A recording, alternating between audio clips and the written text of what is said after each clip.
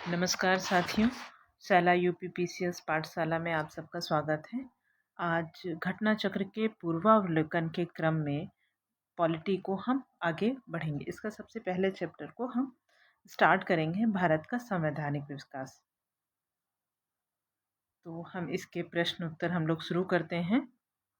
UPPCS mains 2010 में पूछा गया है, निम्नलिखित में से किस अधिनियम में कलकत्ता में सर्वोच्च न्यायालय की स्थापना का प्रावधान किया गया था? तो आपको पता है कि 1773 रेगुलेटिंग एक्ट से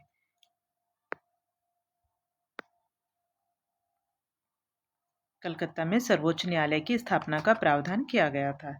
इसकी एक्सप्लेनेशन पढ़ लेते हैं। 1773 के रेगुलेटिंग एक्ट में कलकत्ता में सर्वोच्च न्यायालय की स्थापना का प्रावधान किया गया था, जिसकी स्थापना 1774 में की गई थी। सर एलिजा एम्पे इसके प्रमुख न्यायाधीश थे। एलिजा एम्पे इसके प्रमुख न्यायाधीश थे।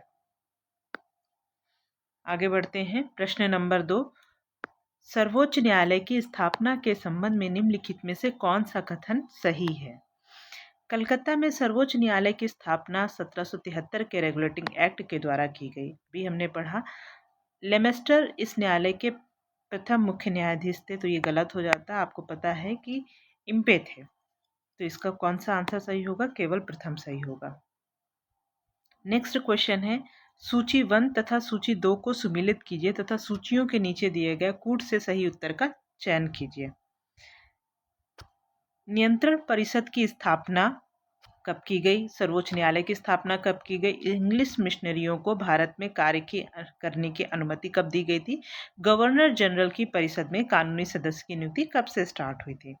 जैसे आपने पढ़ा कि सर्वोच्च न्यायालय की स्थापना कब की गई थी? अभी आपने पढ़ा कि 1773 में हुई थी। तो जहाँ पे देख लीजिए बी में 1 आ रहा है, तो ऐसा करने से इसमें देखिए बी में 1 कहाँ आ रहा है? इसी में B1 है, बाकी किसी में नहीं है, तो यहीं से ही आपको आंसर मिल जाएंगे। सर्वोच्च न्यायालय की स्थापना नियामक अधिनियम 1773 में हुई थी। नियंत्रण परिषद की स्थापना कब की गई थी?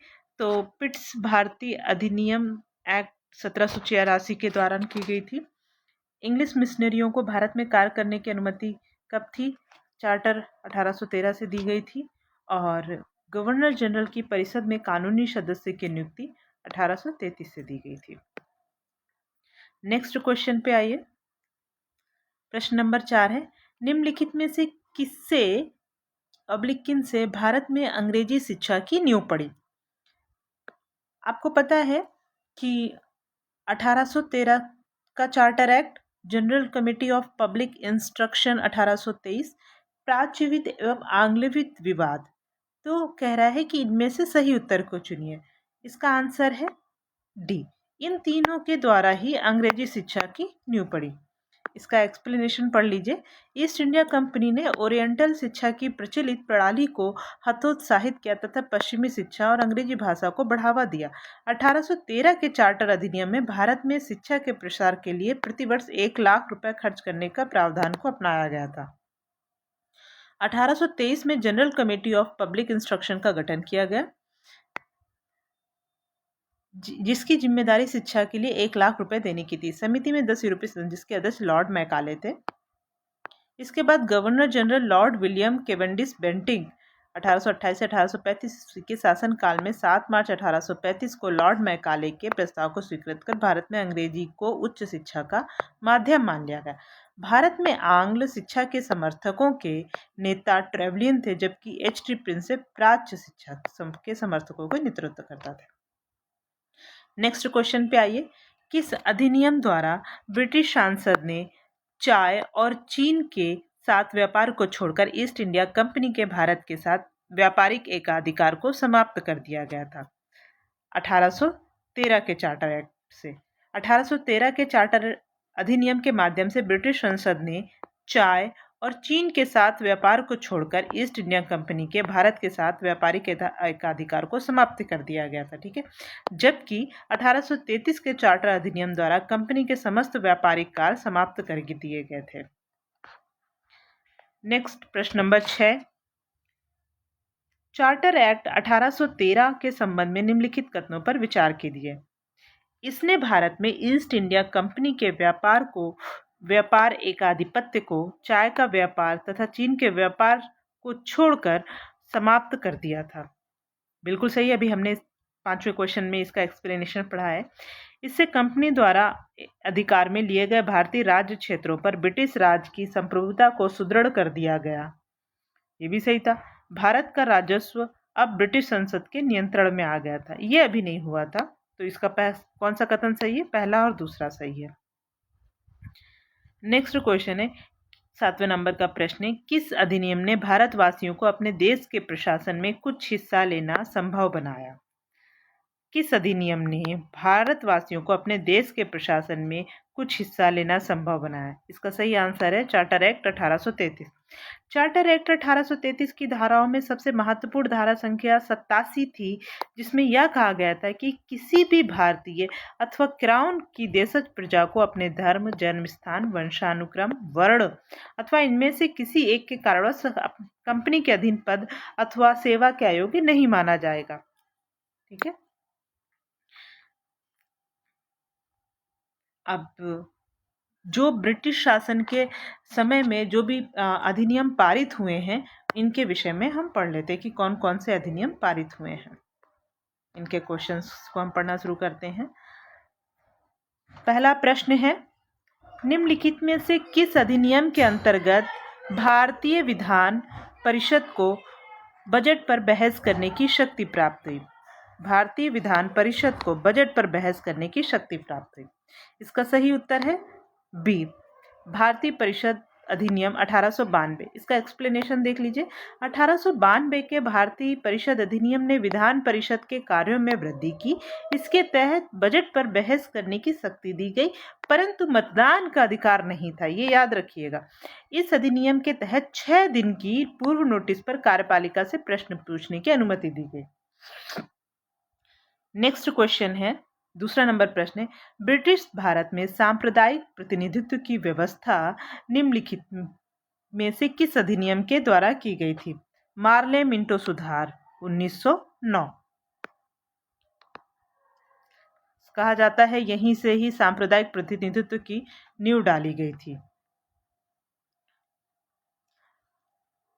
भारतीय परिषद अधिनियम 1909 मार्ले मिंटो सुधार द्वारा ब्रिटिश भारत में सर्वप्रथम सांप्रदायिक प्रतिनिधित्व की व्यवस्था की गई, जिसके अंतर्गत मुसलमानों के लिए पृथक निर्वाचन मंडल का प्रावधान किया गया था।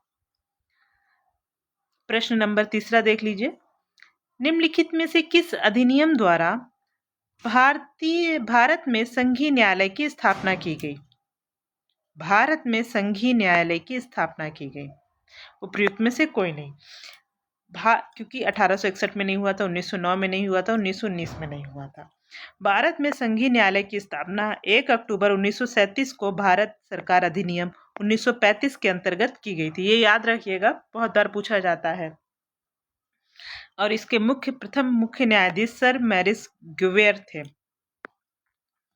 नेक्स्ट प्रश्न है, प्रश्न नंबर 4 है, भारत का संघीय न्यायालय निम्नलिखित में से किस वर्ष में स्थापित किया गया था? अभी आपने पढ़ा सन 1937 में।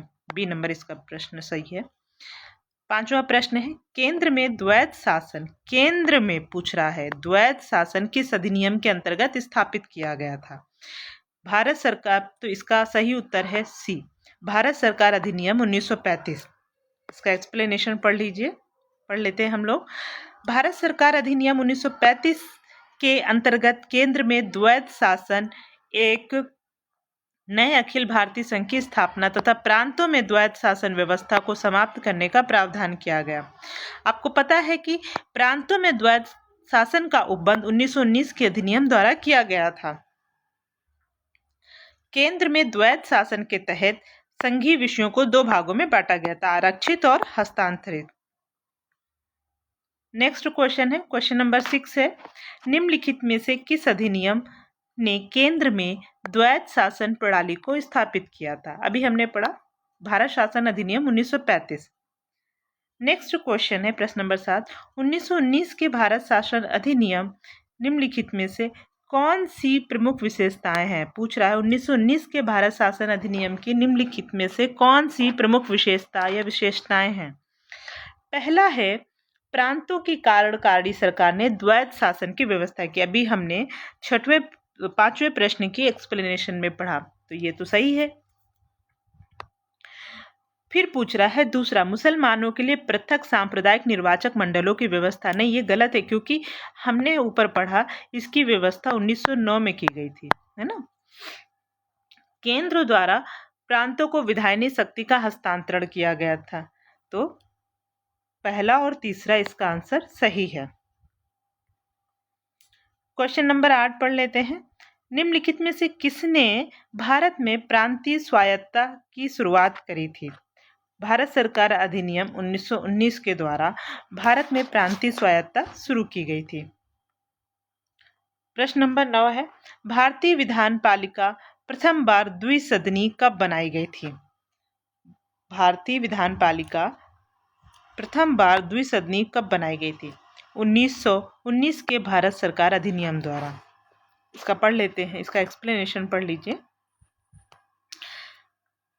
1919 के भारत सरकार अधिनियम द्वारा केंद्र में द्विसदनी विधान पालिका की स्थापना की गई। ऊपरी सदन राज्य परिषद कहलाता था तथा इस अधिनियम की धारा 18 से इसके 60 सदस्यों में से अधिकतम 20 सदस्य सरकारी हो सकते थे। निचला सदन केंद्रीय विधानसभा कहा जा सकता था। ठीक है, आगे पढ़ते हैं। केंद्र में प्रश्न नंबर 10 है, केंद्र में कौन सा एक्ट द्विसदनी विधायिका लाया? कौन सा एक्ट द्विसदनी विधायिका लेकर आया था? 1919 के एक्ट के द्वारा हमने पढ़ा था। ठीक है, प्रश्न नंबर 11, 1919 निम्नलिखित कथनों पर विचार करें। 1919 के मॉन्टेग्यू चेम्सफोर्ड सुधारों में 21 वर्ष से अधिक आयु को सभी महिलाओं के लिए मताधिकार की संस्तुति की गई। गलत है।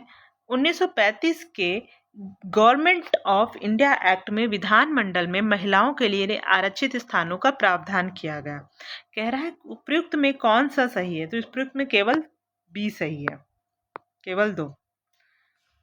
मॉन्टेग्यू चेम्सफोर्ड सुधारों के रूप में अभिहित भारत सरकार अधिनियम 1919 द्वारा महिलाओं को मताधिकार प्रदान किया गया था, परंतु सब या सीमित वर्गों की महिलाओं के लिए था और सभी महिलाओं के लिए वयस्क मताधिकार पर आधारित नहीं था। इस प्रकार कथन एक सही नहीं है।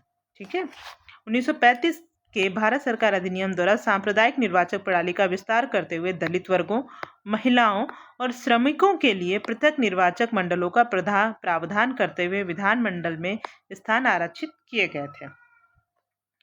प्रश्न नंबर 12, भारतीय सिविल सेवा के संदर्भ में निम्नलिखित कथनों में से कौन सा कथन सही है? पहला है, भारत सरकार अधिनियम 1919 में भारतीय सिविल सेवा के लिए एक अलग परीक्षा का प्रावधान किया गया जो भारत में होनी थी। बिल्कुल सही है। भारतीय सिविल सेवा में 1941 में भारतीयों का प्रतिशत यूरोप वासियों से अधिक था। ये भी सही है, तो इसके पहला और दूसरा सही होगा, सी आएगा। इसका एक्सप्लेनेशन देख लीजिए। भारत में आधुनिक मेरिट आधारित सिविल सेवा ICS का प्रारंभ 1854 में लंदन में सिविल सेवा आयोग की स्थापना से हुआ था। 1855 में इस हेतु प्रतियोगी परीक्षा लंदन में आयोजित की जाने लगी थी, लेकिन जब भारतीयों में इसमें मांग होने लगी तो अंततः भारत सरकार अधिनियम 1919 के प्रावधान के अनुरूप 1922 से ICS की परीक्षा भारत में भी होनी प्रारंभ हुई। सबसे पहले इलाहाबाद में तथा बाद में दिल्ली में हुई। ठीक है, नेक्स्ट क्वेश्चन है, केंद्रीय विधानसभा के निम्नांकित में से कौन सा निर्वाचन भारत शासन अधिनियम 1919 के तहत हुआ था? 1926, 1937, 1945 और में सही उत्तर का चयन कीजिए। तो इसमें जो सही है वो ए और सी है, यानी आपका 1926 और 1945। देखिए, इसका एक्सप्लेनेशन पढ़ लीजिए। प्रश्नगत वर्षों में से वर्ष 1926 और 1945 का केंद्रीय विधानसभा चुनाव भारत शासन अधिनियम 1919 के तहत ही हुआ था। ठीक है, अगला प्रश्न है प्रश्न नंबर 14, भारत शासन अधिनियम 1919 के अंतर्गत भारतीय विधायिका का अंतिम निर्वाचन किस वर्ष में आयोजित किया गया था? सही आंसर है 1945। भारत शासन अधिनियम 1919 के अंतर्गत भारतीय विधायिका केंद्रीय का अंतिम निर्वाचन 1945 में आयोजित किया गया था। नेक्स्ट क्वेश्चन नंबर 15, राष्ट्रपति की अध्यादेश निर्गत करने की शक्ति प्रेरित है? भारत सरकार अधिनियम 1919 से, भारत सरकार अधिनियम 1935 से, भारत सरकार अधिनियम 1909 से, भारत सरकार अधिनियम 1947 से। तो इसका सही आंसर होगा 1935। एक्सप्लेनेशन पढ़ते हैं। यद्यपि ब्रिटिश भारत में गवर्नर जनरल को 1861 के भारत परिषद अधिनियम से ही विधान परिषद की अनुमति के बिना अध्यादेश जारी करने की शक्ति प्राप्त थी, तथापि भारतीय संविधान में राष्ट्रपति के अध्यादेश निर्गत करने की शक्ति अनुच्छेद 123 भारत सरकार अधिनियम 1935 की धारा से प्रेरित है। आगे बढ़ते हैं। प्रश्न नंबर 16 है, निम्नलिखित में से किस अधिनियम द्वारा संवैधानिक निरंकुशता का सिद्धांत प्रवृत्त किया गया है? इसका सही आंसर है 1935 का भारत सरकार अधिनियम। आगे बढ़ते हैं। प्रश्न नंबर 17, भारत के संविधान में केंद्र और राज्यों के बीच किया गया शक्तियों का विभाजन इनमें से किस में उल्लिखित योजना पर आधारित है? मार्ले मिंटो सुधार 1909, मॉन्टेग्यू चोम्स्फोर्ड अधिनियम 1919, भारत सरकार अधिनियम 1935, भारतीय स्वतंत्रता अधिनियम 1947। तो केंद्र और राज्यों के बीच किया गया शक्तियों का विभाजन भारत सरकार अधिनियम 1935 से प्रेरित है, उस पर आधारित है। इसका एक्सप्लेनेशन पढ़ लेते हैं हम लोग, क्योंकि आईएएस में पूछा गया है। भारत के संविधान में केंद्र और राज्यों के मध्य शक्तियों का विभाजन भारत शासन अधिनियम 1935 में उल्लिखित योजना पर आधारित है। इस अधिनियम की 7वीं अनुसूची में संघीय, राज्य और समवर्ती सूची में विषयों का विभाजन किया गया था। इसके अतिरिक्त प्रांतों में द्वैत शासन समाप्त कर केंद्र में द्वैत शासन को लागू किया गया था, जो प्रांतीय स्वायत्तता के सूत्रपात का संकेत था। इसमें एक अखिल भारतीय महासंघ स्थापित करने का प्रावधान शामिल किया गया था। इस संघ का निर्माण तत्कालीन ब्रिटिश भारत के प्रांतों, चीफ कमिश्नर प्रांतों एवं देशी रियासतों से मिलकर होना था, परंतु यह व्यवस्था लागू नहीं की जा सकी। 1935 के भारत सरकार अधिनियम द्वारा स्थापित होने वाले संघ में अवशिष्ट शक्तियां गवर्नर जनरल को प्राप्त की गई थी। नेक्स्ट क्वेश्चन है, क्वेश्चन नंबर 18, निम्न में से एक भारत सरकार अधिनियम 1935 की मुख्य विशेषताओं में से नहीं था। तो कौन सा नहीं था? इस अधिनियम में अखिल भारतीय महासंघ का प्रावधान था। अवशिष्ट विषय प्रांतीय विधायकों को आवंटित किए गए थे? नहीं, ये गवर्नर जनरल को ही प्राप्त थे। अभी हमने ऊपर एक्सप्लेनेशन में दिया पढ़ा। यह प्रांतीय स्वायत्तता के सूत्रपात का संकेत था। सही है। इसने प्रांतीय स्तर पर द्वैत शासन प्रणाली को समाप्त कर केंद्र में लागू किया था। तो नहीं था, तो ये बी वाला नहीं था। एक संघीय व्यवस्था और केंद्र में द्वैत शासन भारत में लागू किया गया था 1935 के अधिनियम द्वारा। नेक्स्ट क्वेश्चन नंबर 20 है, अखिल भारतीय महासंघ स्थापित करने का प्रावधान शामिल किया गया था भारत सरकार अधिनियम 1935 में, अगस्त प्रस्ताव 1940 में, भारत सरकार अधिनियम 1919 में और कैबिनेट मिशन प्रस्ताव 1946 में। तो इसका आंसर होगा भारत सरकार अधिनियम 1935 में। नेक्स्ट क्वेश्चन है इसके आगे, क्वेश्चन नंबर 21 है, निम्नलिखित में से किस अधिनियम ने भारत में संघीय शासन की व्यवस्था दी थी? संघीय शासन की व्यवस्था किसमें दी गई थी? भारत सरकार अधिनियम 1935 में ही करी गई थी। ये गलत हो जाएगा, ये गलत हो जाएगा। नेक्स्ट क्वेश्चन है, 1935 के अधिनियम द्वारा स्थापित संघ में अवशेष शक्तियां किसको दी गई थी? तो अभी हमने पढ़ा गवर्नर जनरल को दी गई थी। संघीय विधान पालिका को नहीं थी, प्रांतीय विधान मंडल को नहीं थी, प्रांतीय गवर्नरों को नहीं थी, गवर्नर जनरल को थी। नेक्स्ट क्वेश्चन है, निम्नांकित में से कौन सा एक भारत शासन अधिनियम 1935 में स्वीकार किया हुआ महत्वपूर्ण और स्थायी अवयव नहीं है? तो इसका आंसर है देश के लिए लिखित संविधान। विधानमंडल के निर्वाचित जवाबदेह प्रतिनिधि, एक संघ की योजना पर विचार, ये सही है। विधानमंडल के लिए सरकारी सदस्यों का समायोजित किया जाना, ये भी सही है। इसका एक्सप्लेनेशन पढ़ लेते हैं। भारत सरकार अधिनियम 1935 में देश के लिए लिखित संविधान का उल्लेख नहीं था, ये याद रखिएगा। भारत के लिए संविधान का सर्वप्रथम उल्लेख कृष्ण मिशन द्वारा किया गया था। अन्य तीनों विकल्प भारत शासन अधिनियम 1935 में समाहित थे। नेक्स्ट क्वेश्चन है, 1935 का गवर्नमेंट ऑफ इंडिया एक्ट 1935 का गवर्नमेंट ऑफ इंडिया एक्ट क्यों महत्वपूर्ण है? यह भारतीय संविधान का प्रमुख स्रोत है। इसके द्वारा भारत को स्वतंत्रता मिली, सी, इसमें भारत विभाजन उल्लिखित है, इसके द्वारा रियासतें प्राप्त हुई। तो इसका सही आंसर है 1935 का गवर्नमेंट इंडिया एक्ट क्यों महत्वपूर्ण है, क्योंकि ये भारतीय संविधान का एक प्रमुख स्रोत है।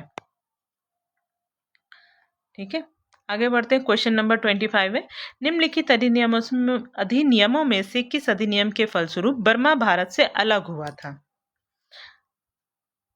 इंडियन काउंसिल एक्ट 1909 गलत, government of India act 1919, government of India act 1935, तो ये सही है। इंडियन इंडिपेंडेंस एक्ट 1947 इससे नहीं हुआ था। गवर्नमेंट ऑफ इंडिया एक्ट 1935 के प्रावधानों के अनुरूप वर्ष 1937 में बर्मा को भारत से अलग किया गया था। तो आज तक के लिए ही, अगले सीरीज में हम इसी को आगे कंटिन्यू बढ़ेंगे। संविधान सभा संविधान निर्माण की प्रक्रिया के क्वेश्चन को इसी घटना चक्र पूर्वावलोकन से हम लोग इसको सॉल्व करेंगे। Thank you.